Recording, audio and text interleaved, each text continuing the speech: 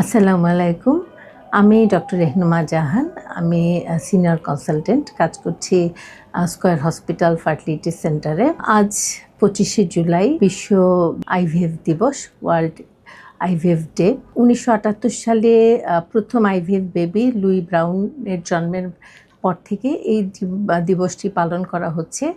এই দিবসটিতে বিশেষ করে যারা এমব্রায়োলজিস্ট, ক্লিনিশিয়ান এবং গবেষণায় ব্যস্ত তাদেরকে স্বীকৃতি স্বরূপে এই দিবসটি পালন করা হয়ে থাকে। এই বছরের স্লোগানটি হচ্ছে fertility care should be scientific, ethical, compassionate and accessible. IVF প্রক্রিয়াটি একটি বৈজ্ঞানিক পদ্ধতি।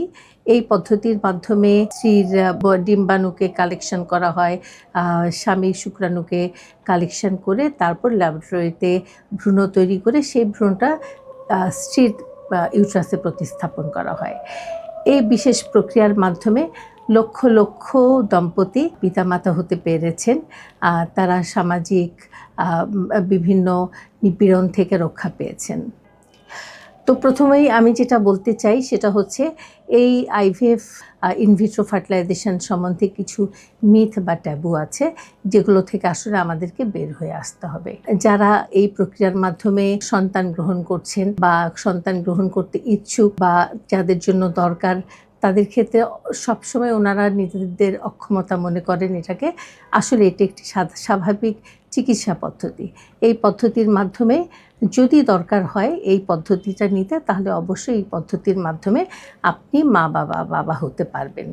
পুরুষদের ক্ষেত্রে শুক্রাণুর স্বল্পতা অথবা শুক্রাণু একেবারেই নেই, অ্যাজোস্পার্মি আমরা যাদেরকে বলি, মেয়েদের ক্ষেত্রে বাইলেট্রাল টিউবাল ব্লক, মানে দুটা টিউবই বন্ধ থাকে, ফেলোপিয়ান টিউব, যাদের ক্ষেত্রে গ্রেড 3-4 এন্ডোমেট্রোসিস আছে, অথবা যাদের দীর্ঘদিন ধরে ট্রিটমেন্ট করেও প্রেগন্যান্সি হচ্ছে না, তাদের ক্ষেত্রে আমরা আইভিএফ বা টেস্ট টিউব পদ্ধতি চিন্তা করতে পারি।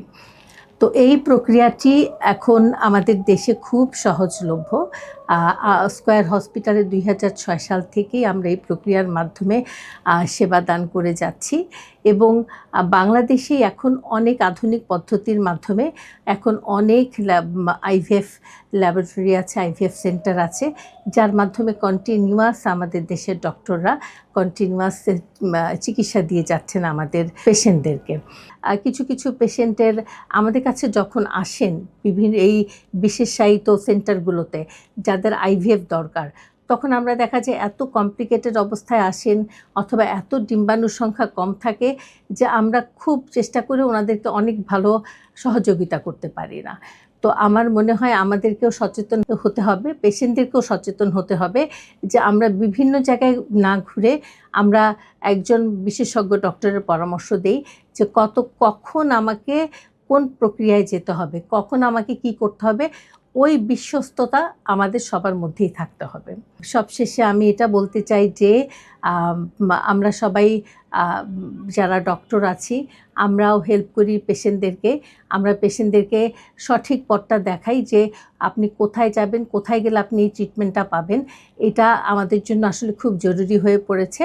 আর রোগীদের ক্ষেত্রে আমরা বলবো আপনারা সচেতন হন এবং আপনাদের ওই বিশ্বাসটুকু রাখেন। আপনাদের জন্য যখন যতটুকু দরকার আমরা কিন্তু আপনাকে ততটুকুই বলবো, তার বেশিও বলবো না, তার কমও বলবো না। আমরা সবসময় অপটিমাম ট্রিটমেন্ট দিতে চেষ্টা করব। আর আইভিএফ ট্রিটমেন্ট যদি আপনার লাগে, তাহলে এটার জন্য আপনার বাইরে যাওয়ার কোনো দরকার নাই, কোনো প্রতারকের কাছে যাওয়ার দরকার নেই। আপনি অবশ্যই আমাদের যে বিশেষায়িত সেন্টারগুলো আছেন তাদের সঙ্গে যোগাযোগ করবেন। ধন্যবাদ।